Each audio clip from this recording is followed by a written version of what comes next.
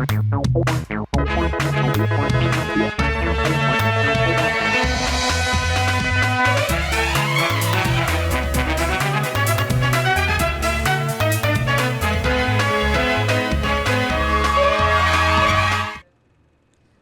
मेरा नाम है जयंती झा और आप देख रहे हैं राष्ट्रीय समाचार। पहले नजर डालते हैं हेडलाइंस पर।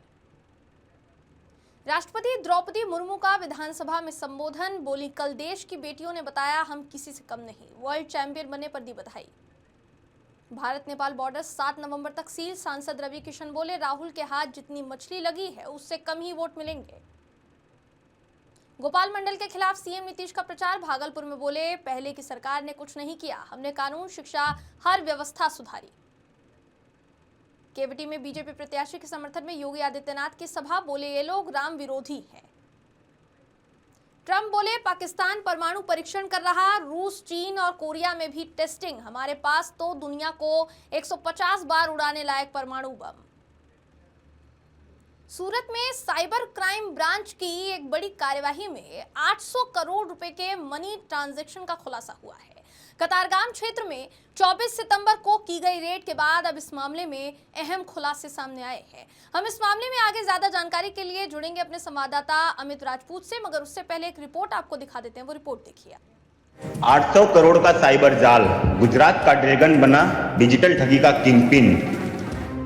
क्यूआर कोड से करोड़ों की ठगी, गुजरात से चला देश भर में साइबर फ्रॉड नेटवर्क। फोन पे की नौकरी से माफिया तक, परेश मोदी की कहानी हैरान कर देगी। 149 अकाउंट, 800 करोड़ का खेल, गुजरात के ड्रैगन ने हिला दिया देश का साइबर सिस्टम। सूरत साइबर क्राइम का बड़ा भंडाफोड़, पेटीएम कर्मचारी निकला ठगी का मास्टरमाइंड। सूरत साइबर क्राइम टीम ने सितंबर महीने में कतारगाम क्षेत्र में छापा मारकर 4 अपराधियों को हिरासत में लिया था। जांच के दौरान इन अपराधियों के पास से 149 बैंक अकाउंट की डिटेल मिली थी, जिनसे करीबन 800 करोड़ रुपए के ट्रांजैक्शन सामने आए थे। जांच में मुख्य अपराधी के तौर पर मीत शाह के मोबाइल फोन से ड्रैगन नाम से सेव एक नंबर मिला। साइबर टीम ने जब उस नंबर की गहराई से जांच की तो पता चला कि ड्रैगन असल में परेश मोदी नाम का एक युवक है। 24/9/2025 के दिन सूरत साइबर क्राइम सेल द्वारा कतारगाम में एक जगह पर रेड करने में आई थी। उस रेड के ऊपर उसको जब तपास किया तो हमने 25 तारीख को एक एफआईआर लॉन्च की थी, 52 नंबर की एफआईआर, जिसके सामने हमने 4 आरोपियों को जो हमें रेड के दरमियान स्थल से मिले थे उनको हमने अरेस्ट किया था। उन सभी आरोपियों के पास से हमने 174 बैंक खाताओं की डिटेल्स मिली थी। उन बैंक अकाउंट्स के हमने जब स्टेटमेंट्स मंगवाए बैंकों से तो तपास में ये सामने आया है कि उन सभी बैंक खाताओं में 800 करोड़ से ऊपर के ट्रांजैक्शंस हुए हैं। उसके अलावा तपास में जब हमने मीत शाह, जो मुख्य आरोपी हमने कतारगाम से पकड़ा था, जब उसका हमने फोन चेक किया तो उसमें एक वर्चुअल नंबर जिसका नाम उसने सेव किया था ड्रैगन नाम से, उसका हमने चैट देखा तो उस चैट में बहुत सारे बैंक अकाउंट के डिटेल्स और पैन कार्ड वगैरह शेयर हुए थे। ड्रैगन यानी परेश मोदी इस पूरे नेटवर्क का एक अहम हिस्सा था, जो साइबर माफियाओं के लिए बैंक अकाउंट्स के क्यूआर कोड तैयार करता था। परेश मोदी हर अकाउंट का क्यूआर कोड बनाने के बदले 500 रुपए का कमीशन लेता था। जांच में सामने आया है कि परेश मोदी फोन पे और पेटीएम जैसी पेमेंट कंपनियों में पिछले 3 साल से काम कर रहा था, जहाँ उसे 14 से 15 हजार रुपए महीना वेतन मिलता था। कंपनियों की ओर से उसे प्रत्येक क्यूआर कोड पर 300 रुपए मिलते थे। लेकिन जब साइबर माफियाओं ने 500 रुपए प्रति कोड की ऑफर की तो परेश मोदी ने उनके साथ काम करना शुरू कर दिया और यहीं से शुरू हुआ एक विशाल डिजिटल फ्रॉड नेटवर्क जो देश भर में फैला हुआ था। परेश मोदी पिछले 3 साल से पेटीएम और फोन पे के लिए काम कर रहा है, एक सैलराइड एम्प्लॉय तरीके। उसको 14 से 15 हजार रुपए का सैलरी मिलती थी। उसके अलावा उसका काम था क्यूआर कोड बनाना छोटे छोटे बिजनेस के लिए, जो पेटीएम बिजनेस का अकाउंट खुलवाते हैं उनके लिए वो क्यूआर कोड बनाता था ताकि ट्रांजैक्शन फटाफट हो सके, तो बिजनेस को स्मूथ करने के लिए। तो इस कारण उसको फोन पे और पेटीएम ने ऑथराइजेशन देके रखी थी कि वो बिजनेस अकाउंट्स के लिए क्यूआर कोड बना सकता है। लेकिन उसको 3-4 महीने पहले ये साइबर क्राइम के अलग अलग लोगों ने वर्चुअल नंबर से कॉल करके पूछा कि क्या तो हमारे लिए भी काम करेगा। तो इसको अगर पेटीएम और फोन पे वाले 300 रुपए दे रहे थे जहाँ पर एक क्यूआर कोड के लिए, तो ये जो साइबर क्राइम गैंग वाले हैं ये इसको 500 रुपए दे रहे थे, तो इसलिए उसने हाँ कर दिया। और अब ये हमें ऑलरेडी 64 जितने वर्चुअल नंबर मिल गए हैं जिनके लिए वो इस तरह का काम करता था, और एक एक दिन में बहुत सारे बैंक अकाउंट इसके पास आते थे जिसके लिए QR कोड बना के सामने वाले गैंग को देता था। परेश मोदी के मोबाइल की जांच में 64 और संदिग्ध मोबाइल नंबर मिले, जिनसे उससे और बैंक अकाउंट्स की जानकारी साझा की गई थी। इन नंबरों के जरिए 106 नए अकाउंट्स की जानकारी मिली। जब इन खातों को NCCRP पोर्टल पर चेक किया गया तो इनके खिलाफ 179 शिकायतें दर्ज मिली, जिनमें महाराष्ट्र में 30, उत्तर प्रदेश में 21 और गुजरात में 20 मामले शामिल है। पिछले 3 से 4 महीनों में परेश मोदी ने साइबर माफियाओं से करीबन 50,000 रुपए प्रति माह कमाना शुरू कर दिया था। साइबर क्राइम टीम अब इस पूरे नेटवर्क के लिंक खंगाल रही है। ऐसे में सवाल उठता है, जब एक छोटा कर्मचारी ही इतनी बड़ी साइबर ठगी का हिस्सा बन सकता है, तो आखिर ये माफिया नेटवर्क कितना बड़ा और खतरनाक हो सकता है। इस मामले में ज्यादा जानकारी के लिए हमारे साथ हमारे संवाददाता अमित राजपूत जुड़ रहे हैं। हम टीम से कहना चाहेंगे कि उन्हें जोड़िए, उनसे सवाल जवाब होंगे। अमित, इस पूरे मामले में आगे की जानकारी क्या मिल रही है? पुलिस ने आरोपियों को तो पकड़ लिया है, लेकिन आगे की कार्यवाही के लिए पुलिस किस तरीके से तत्पर नजर आ रही है? जी बिल्कुल जयंती जी, अगर परेश मोदी अब पकड़ा गया है, उसके मोबाइल में से 64 और जो नाम है सामने आए हैं, मोबाइल नंबर 106 अकाउंट मिले हैं, जिसमें भी काफी सारे अकाउंट ट्रांसफर किए गए हैं, पैसे वगैरह की भी उसमें लेन देन हुई है। तो अब यह मामला जो मुख्य आरोपी था मीत शाह, वहां तक ही नहीं सीमित हो गया है, क्योंकि जब मीत शाह पकड़ा गया उसके साथ 3 अपराधी और पकड़े गए, और उन चारों की पूछताछ के बाद जब यह परेश मोदी पकड़ा गया, जो ड्रैगन के नाम से जाना जाता था, अब तक इसका असली नाम किसी को पता नहीं था। लेकिन बनासकांठा में से जब सूरत साइबर क्राइम की टीम ने इसे उठाया, तो भी सूरत साइबर क्राइम भी इसे ड्रैगन के नाम से ही जानती थी, लेकिन पूछताछ के दौरान पता चला कि इसका असली नाम परेश मोदी है। तो परेश मोदी का जब मोबाइल खंगाला, तो मोबाइल में से और भी काफी छुपे राज खुलकर सामने आए हैं। तो पुलिस उस दिशा में जांच करेगी, क्योंकि अब यह मामला सिर्फ गुजरात तक नहीं रह गया। अब यह पूरा जो मामला है वह देश के अलग अलग राज्यों में भी इसके अकाउंट मिले, इसमें कई सारे मुकदमे दर्ज हुए हैं। तो अब परेश मोदी के पकड़े जाने के बाद और भी कई नाम हैं जो गुजरात के नहीं, देश के अलग अलग राज्यों से भी सामने आ सकते हैं। जी, आपने कहा देश के अलग अलग राज्यों से भी सामने आ सकते हैं। क्या आपको अभी तक कोई जानकारी मिली है कि पुलिस को इस तरीके की और भी केसेस जो है वो मिल सकते हैं? क्योंकि बीते कुछ समय में इस तरीके की घटनाएं, इस तरीके के जो बड़े कांड एक तरीके से कह सकते हैं वो सामने आ रहे हैं। क्या आगे और भी ऐसी खबरें या ऐसे मामले मिलने की उम्मीद जताई जा रही है, अमित? जी बिल्कुल जयंती जी, जब ये परेश मोदी पकड़ा जा चुका है, उसके मोबाइल के में जब चेकिंग के दौरान इतने सारे नाम सामने आए हैं, तो फिलहाल परेश मोदी की और भी आगे की पूछताछ जारी रखी जाएगी। और इसमें हो सकता है कि मीत शाह और उसके 3-7 आरोपी जो पकड़े गए थे, चारों 4 आरोपी और ये 5वां आरोपी, इनसे मिलकर तकरीबन 800 करोड़ का मामला सामने आ चुका है। अब परेश मोदी के मोबाइल में से जो भी संदिग्ध नंबर मिले हैं, जो भी अकाउंट्स मिले हैं, अब उनकी भी जांच की जाएगी। तो हो सकता है ये जो मामला है वो सिर्फ 800 करोड़ और 900 करोड़ का ना रहकर उससे भी आगे बढ़ सकता है। लेकिन मेन मुद्दे वाली बात यह है कि छोटा सा कर्मचारी जो 14-15 हजार की नौकरी करता था और QR कोड बनाने का काम करता था, और उसके QR कोड बनाने के चक्कर में आज इतना बड़ा जो नेटवर्क का खुलासा हुआ है, सूरत साइबर क्राइम ने किया है।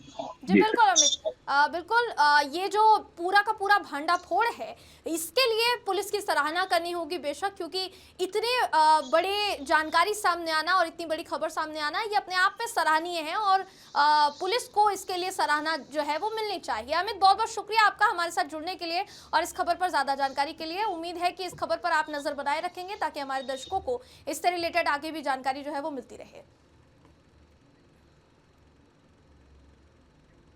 राष्ट्रपति द्रौपदी मुर्मू अपने 3 दिवसीय उत्तराखंड दौरे के दूसरे दिन विधानसभा पहुंची। यहां उन्होंने विधानसभा को संबोधित किया। राष्ट्रपति ने कहा कि कल हमारी देश की बेटियों ने दुनिया को दिखा दिया कि हम किसी से कम नहीं हैं।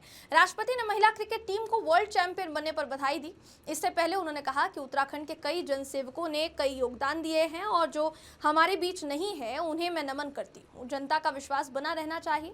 उत्तराखंड राज्य स्थापना के रजत जयंती वर्ष पर आयोजित विशेष सत्र में विधानसभा सदन में राष्ट्रपति के साथ विधानसभा अध्यक्ष रितु खंडूड़ी और राज्यपाल retired lieutenant general Gurmeet Singh मौजूद रहे।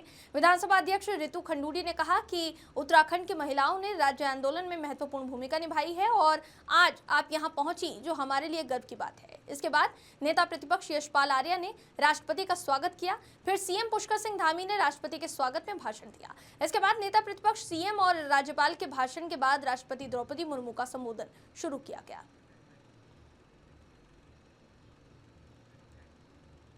बिहार विधानसभा चुनाव में प्रचार के आखिरी 2 दिन बचे हैं। इसके बाद 6 नवंबर को पहले फेज की वोटिंग होगी। पीएम मोदी की कोसी सीमांचल में जनसभा होगी। पीएम मोदी 2 जिलों के 30 एनडीए प्रत्याशियों के समर्थन में वोट मांगेंगे। चुनाव के पहले चरण को लेकर भारत नेपाल सीमा पर सुरक्षा के विशेष इंतजाम किए गए हैं। 3 से 4 नवंबर तक सीमा पूरी तरह सील रहेगी। इस बीच दोनों देशों की आवाजाही पर पूरी तरीके से बैन रहेगा। भाजपा सांसद रवि किशन ने इस पूरे मामले पर बयान देने के साथ साथ राहुल गांधी को लेकर भी एक बयान दिया है, जो काफी वायरल हो रहा है। राहुल गांधी के मछली पकड़ने वाले वीडियो पर उन्होंने कहा कि उनके हाथ जितनी मछली लगी है उससे कम ही वोट उनको मिलेंगे। हम वोट पकड़ रहे हैं, वो मछली पकड़ रहे हैं। तेजस्वी यादव ने महुआ में जनसभा के दौरान कहा कि पीएम बिहार में कट्टे की बात करते हैं, जबकि गुजरात में वो सेमीकंडक्टर फैक्ट्री आईटी पार्क की चर्चा करते हैं, जिसकी जैसी सोच वैसी भावना है।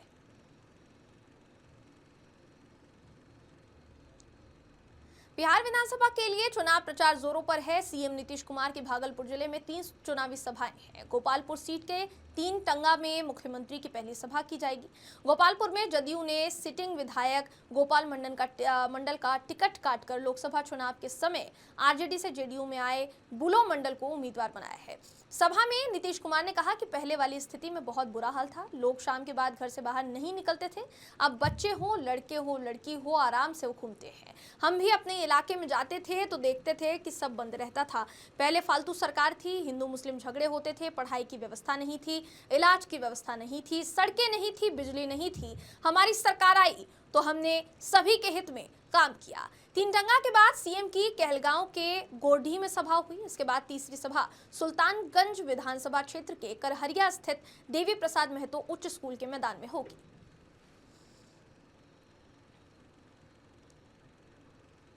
उत्तर प्रदेश के सीएम योगी आदित्यनाथ दरभंगा पहुंचे। केवटी विधानसभा क्षेत्र के पिंडारूच बलुआहा मैदान में एनडीए समर्थित बीजेपी प्रत्याशी डॉक्टर मुरारी मोहन झा के समर्थन में चुनावी रैली को उन्होंने संबोधित किया। इस दौरान महागठबंधन पर जमकर निशाना साधा। योगी आदित्यनाथ ने कहा कि राजद कांग्रेस का एक पार्टनर यूपी में समाजवादी पार्टी है। ये लोग राम के विरोधी हैं। इन लोगों ने राम के अस्तित्व पर सवाल खड़े किए थे। हमारी आस्था के साथ साथ खिलवाड़ करते हैं। आरजेडी, कांग्रेस और समाजवादी पार्टी घोर हिंदू द्रोही, राम द्रोही और मां जानकी के विरोधी है। जो राम का विरोधी होगा, मां जानकी का विरोधी होगा, हमारा भी विरोधी होगा। कांग्रेस ने कहा था राम है ही नहीं। सपा ने राम भक्तों पर गोलियां चलवाई थी। पहले अयोध्या से दरभंगा आने में 16 घंटे लगते थे। आज लखनऊ से दरभंगा आने में 45 मिनट लगे। दरभंगा का मान सम्मान को आगे बढ़ाया गया है। रामलला अगर अयोध्या में रहेंगे तो सीतामढ़ी में मां जानकी भी विराजमान होंगी ही होंगी। ये अच्छी सरकार चुनने का फायदा होता है। मोदी जी ने मखाना को पहचान दिलाई है। आज बिहार में क्या नहीं है, ये सब कुछ योगी आदित्यनाथ अपने भाषण में कहते हुए नजर आए।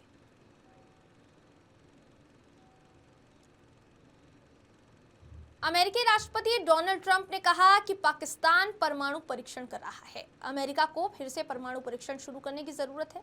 उन्होंने दावा किया कि अमेरिका के पास इतने परमाणु हथियार है कि दुनिया को 150 बार नष्ट किया जा सकता है, लेकिन रूस और चीन की गतिविधियों के चलते टेस्ट करना जरूरी है। जब ट्रंप से पूछा गया कि नॉर्थ कोरिया के अलावा कोई भी परमाणु टेस्ट नहीं कर रहा है तो आप क्यों कर रहे हैं, इस पर ट्रंप ने जवाब दिया कि रूस, पाकिस्तान और चीन भी गुप्त परीक्षण कर रहे हैं, बस दुनिया को पता नहीं चलता। ट्रंप पहले ही रक्षा मंत्रालय को परमाणु हथियारों की तुरंत टेस्टिंग शुरू करने का आदेश दे चुके हैं।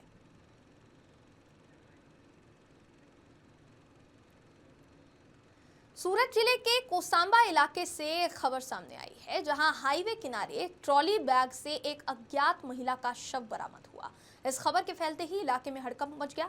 जानकारी की माने तो यह घटना कोसांबा के पास की बताई जा रही है, जहां सड़क किनारे रखी एक संदिग्ध ट्रॉली बैग देखकर लोगों ने पुलिस को सूचना दी। पुलिस जब मौके पर पहुंची और बैग खोला तो अंदर 25 वर्षीय महिला का शव बरामद हुआ। हैरान करने वाली बात यह है कि महिला के दोनों पैर बांधकर उसे महज 2 फीट की छोटी ट्रॉली बैग में दोहरा मोड़कर भर दिया गया था। कोसंबा पुलिस इंस्पेक्टर के मुताबिक मृतका के शरीर पर किसी तरह के बाहरी चोट के निशान नहीं मिले हैं, लेकिन शव का चेहरा काला पड़ चुका है। प्राथमिक अनुमान के मुताबिक महिला की बेरहमी से हत्या की गई और उसकी पहचान छिपाने के लिए शव को इस तरह फेंका गया है। कोसंबा थाने के पीआई खाचर ने बताया कि महिला की उम्र करीब 25 वर्ष बताई जा रही है और उसके हाथ पर टैटू बना हुआ था, जिसके आधार पर उसकी पहचान करने की कोशिश की जा रही है। संभावना है कि वो परप्रांतीय हो सकती है। हमने शव को पोस्टमार्टम के लिए भेज दिया है, ऐसा पुलिस का कहना है। साथ ही ये भी कहा पुलिस ने कि हत्या का मामला दर्ज कर जांच शुरू कर दी गई है। घटना की जानकारी मिलते ही कोसंबा पुलिस के साथ साथ सूरत जिला पुलिस की टीम भी मौके पर पहुंच गई और पूरे इलाके को सील कर दिया गया। फिलहाल पुलिस हर एंगल से जांच कर रही है। हत्या कहां हुई, शव यहाँ कैसे लाया गया और महिला कौन थी, इन सभी सवालों के जवाब पोस्टमार्टम रिपोर्ट और आगे की जांच से ही मिल पाएंगे। फिलहाल हाईवे किनारे ट्रॉली बैग में मिले महिला के शव ने पूरे इलाके में सनसनी फैला दी है। पुलिस का यह भी कहना है कि जल्द ही टैटू और अन्य सुरागों के आधार पर मृतका और उसके हत्यारे की पहचान उजागर कर दी जाएगी। दक्षिण गुजरात में पिछले कुछ दिनों से हुई आकस्मिक बारिश ने किसानों की मुश्किलें बढ़ा दी हैं। बारिश का असर अब सूरत के सब्जी बाजारों में भी साफ नजर आ रहा है। खेतों में पानी भर जाने से कई सब्जियों की फसलें खराब हो गई हैं, जिससे बाजार में आवक घटी है और कीमतें बढ़ने की संभावना बन गई है। दक्षिण गुजरात में हुई लगातार बारिश ने किसानों को नुकसान पहुंचाया है। खेतों में पानी भर जाने से तुअर, बैंगन, फूल गोभी, इस तरीके की जितनी भी सब्जियां हैं और उनकी फसलें हैं, उसको भारी नुकसान पहुंचा है। सूरत की सरदार मार्केट में सब्जियों की आने में करीब 40% तक की गिरावट जो है वो दर्ज की गई है। खास तौर पर अगर आप बैंगन, तुअर और बाकी की फसलों की बात करेंगे तो उनके तैयार होने की स्थिति में बताया जा रहा है कि वो तैयार होने की स्थिति में थी, लेकिन बारिश के चलते खेतों में खड़ी फसलें बर्बाद हो गई। 2 दिनों से मौसम साफ होने और धूप निकलने से स्थिति में धीरे धीरे सुधार देखने को मिल रहा है, मगर व्यापारियों का कहना है कि आने वाले दिनों में सब्जियों की आवक सामान्य होने की उम्मीद जताई जा रही है। सूरत के पांडेसरा क्षेत्र बाटली बॉय 4 रास्ता के पास एक दुर्घटना हुई। मिली जानकारी के मुताबिक एक अज्ञात वाहन चालक ने सड़क पार कर रहे राहगीर को जोरदार टक्कर मारी। टक्कर इतनी तेज थी कि राहगीर की मौके पर ही मौत हो गई। सूचना मिलते ही पांडेसरा पुलिस मौके पर पहुंची और आवश्यक जांच शुरू कर दी गई है। पुलिस अब अज्ञात वाहन चालक की पहचान और वाहन की तलाश में जुट गई है। पुलिस ने शव को नजदीकी सरकारी अस्पताल में पोस्टमार्टम के लिए भेज दिया है और आगे की कानूनी कार्यवाही की जा रही है। सूरत के अमरोली क्षेत्र में स्थित आरबी पटेल कॉलेज छापरा बाटा रोड में आज 13 तुझको अर्पण कार्यक्रम का आयोजन किया गया। कार्यक्रम के दौरान अमरोली पुलिस स्टेशन द्वारा चोरी और लूट के अलग अलग मामलों में जब्त किए गए मुद्दामाल को मालिकों को वापस सौंपा गया। कुल लगभग 1,14,35,000 रुपए मूल्य का मुद्दामाल शिकायतकर्ताओं को लौटाया गया। इसमें कारें, मोबाइल फोन समेत कई कीमती वस्तुएं शामिल थी। ये पहल पुलिस द्वारा जनता का विश्वास और पारदर्शिता बढ़ाने के उद्देश्य से की गई। कार्यक्रम में वरिष्ठ पुलिस अधिकारी, कॉलेज प्रबंधन और स्थानीय नागरिकों ने उपस्थिति दर्ज करवाई।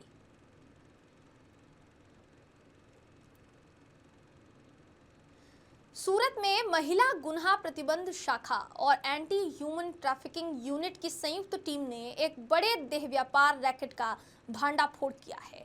जानकारी की माने तो 2 नवंबर 2025 को पुलिस को मिली गुप्त जानकारी के आधार पर टीम ने सूरत के वीआर स्क्वायर शॉपिंग मॉल में स्थित कंफर्टग कॉटेज होटल में छापा मारा।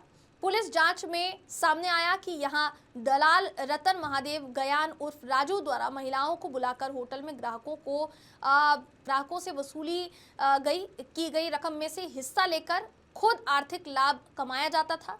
इतना ही नहीं, होटल संचालक पीयूष भाई लीला भाई देसाई ने इस गैर कानूनी धंधे में शामिल होकर कहीं ना कहीं इस पूरे मामले को सामने लाया। जब ग्राहकों को जगह की ज़रूरत होती तो वो होटल के कमरे उपलब्ध करवाकर उसके लिए किराया वसूलता था। पुलिस ने दोनों आरोपियों के खिलाफ इमोरल ट्रैफिकिंग प्रिवेंशन एक्ट के तहत कानूनी कार्यवाही की है। इस कार्यवाही के दौरान पुलिस ने 4 भारतीय महिलाओं को देह व्यापार के धंधे से मुक्त कराया और उनका काउंसलिंग भी कराया गया। छापेमारी के दौरान पुलिस ने 3 मोबाइल फोन, 11,000 नकद और 31,000 का मुद्दा जब्त किया है। महिला सुरक्षा और मानव तस्करी के खिलाफ सूरत पुलिस की यह कार्यवाही एक सशक्त संदेश देती है कि शहर में ऐसे धंधों को किसी भी कीमत पर बख्शा नहीं जाएगा।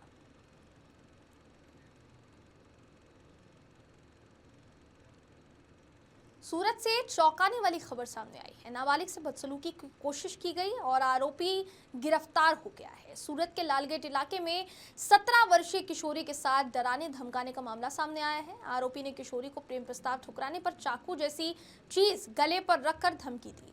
लालगेट पुलिस ने आरोपी परवेज उर्फ मोहम्मद मोइन आरिफ को गिरफ्तार कर लिया है। आरोपी 30 साल का विवाहित गैराज मालिक है और पुलिस के मुताबिक वो पिछले 2 वर्षों से किशोरी का पीछा कर रहा था।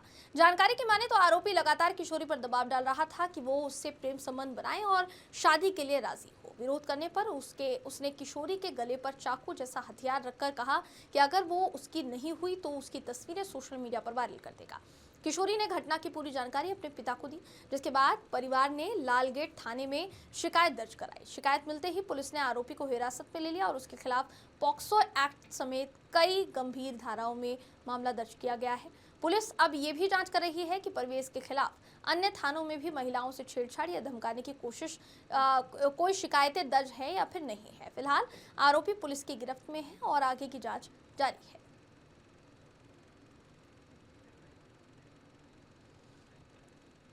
प्रधानमंत्री नरेंद्र मोदी ने पटना में फूलों से सजी गाड़ी से 2.8 यानी तकरीबन 3 किलोमीटर लंबा रोड शो किया। दिनकर चौक से शुरू हुआ ये रोड शो करीब 40 मिनट तक चला और उद्योग भवन पहुंचकर खत्म हुआ। इस दौरान मोदी जिंदाबाद के नारे लगाए गए। महिलाओं ने छत और बालकनी से पीएम की आरती उतारी। कई जगह फूलों की बारिश भी हुई। छोटे छोटे बच्चे बीजेपी का फ्लैग लिए खड़े दिखे।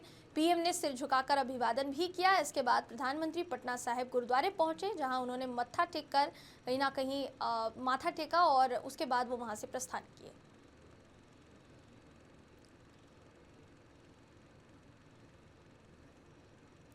भारतीय क्रिकेट टीम ने महिला विश्व कप 2025 का खिताब जीत लिया है। हरमनप्रीत कौर की कप्तानी वाली टीम इंडिया ने अपना पहला आईसीसी खिताब जीतकर इतिहास रच दिया। भारतीय महिला टीम की जीत पर पीएम मोदी और गृह मंत्री अमित शाह समेत कई नेताओं ने बधाई दी है। पीएम मोदी ने सोशल मीडिया प्लेटफॉर्म एक्स पर कहा कि आईसीसी महिला क्रिकेट विश्व कप 2025 के फाइनल में भारतीय टीम की शानदार जीत। फाइनल में उनका प्रदर्शन अद्भुत कौशल और आत्मविश्वास से भरा रहा। टीम ने पूरे टूर्नामेंट में असाधारण टीम वर्क और दृढ़ता दिखाई। हमारे खिलाड़ियों को बधाई। ये ऐतिहासिक जीत भविष्य की चैंपियन खिलाड़ियों को खेलों में भाग लेने के लिए प्रेरित करेगी।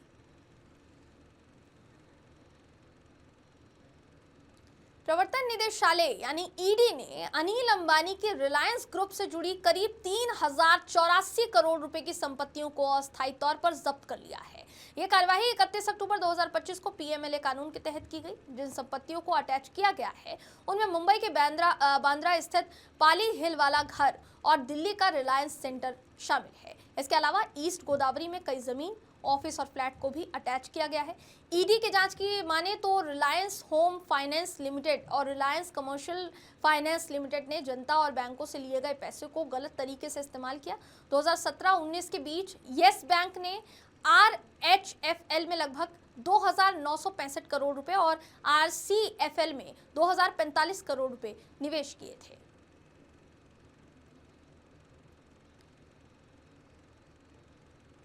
तेलंगाना जिले के मिर्जागुंडा में बस को एक टिप्पर ने टक्कर मार दी। हादसे में 15 लोगों की मौत की खबर सामने आई है। घायलों को पास के अस्पताल में भर्ती कराया गया।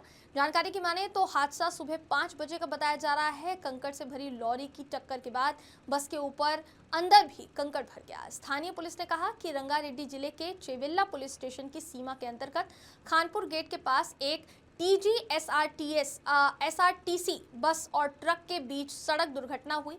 कई यात्री इसमें घायल हुए हैं। आगे इस पूरी खबर से जुड़ी जानकारी जो है वो जुटाई जा रही है।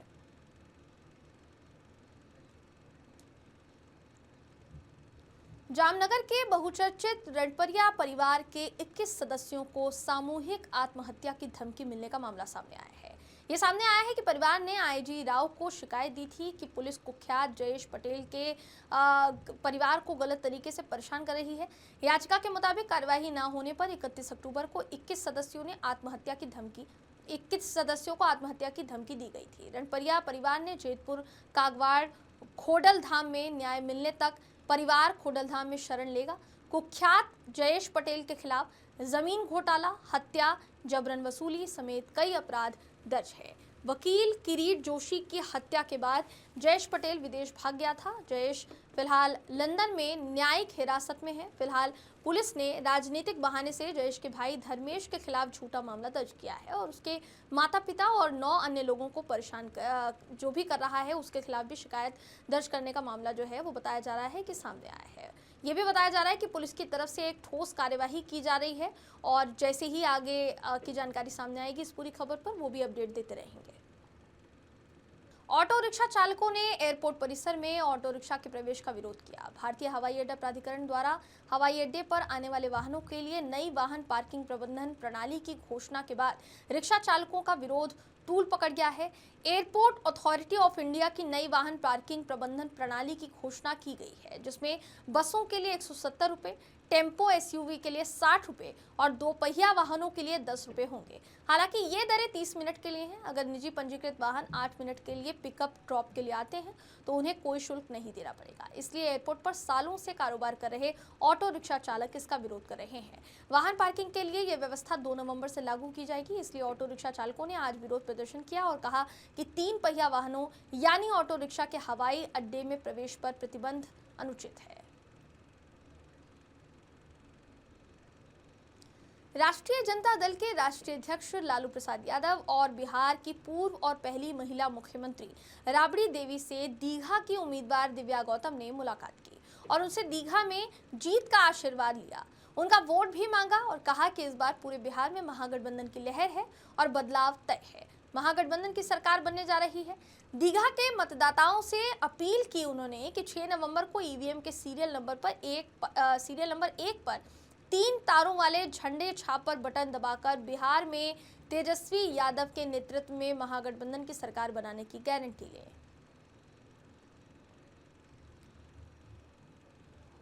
महाराष्ट्र में डॉक्टर संपदा मुंडे की न्याय दिलाने की मांग तेज हो गई है। इसी को लेकर आज से राज्य भर के रेजिडेंट डॉक्टर हड़ताल पर चले गए हैं।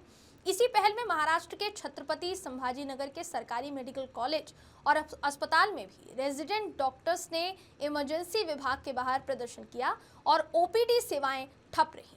MARD यानी Maharashtra association of resident doctors के जनरल सेक्रेटरी डॉक्टर स्वप्निल केंद्रे ने कहा कि सरकार ने सतारा की डॉक्टर संपदा मुंडे आत्महत्या मामले में अब तक कोई ठोस कदम नहीं उठाया है।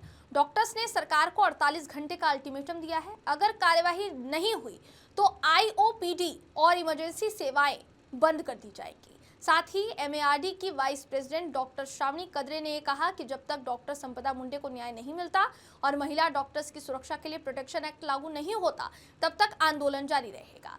गौरतलब है कि सतारा के फलटन में तैनात डॉक्टर संपदा मुंडे का शव हाल ही में एक होटल में मिला था।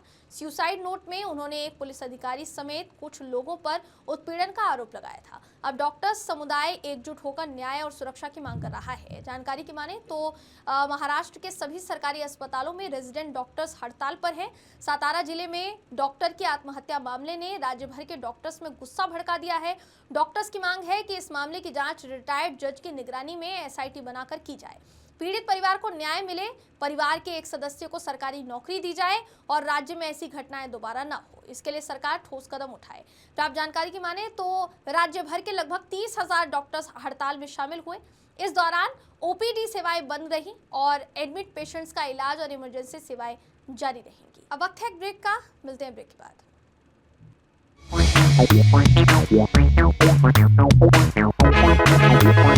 Yeah.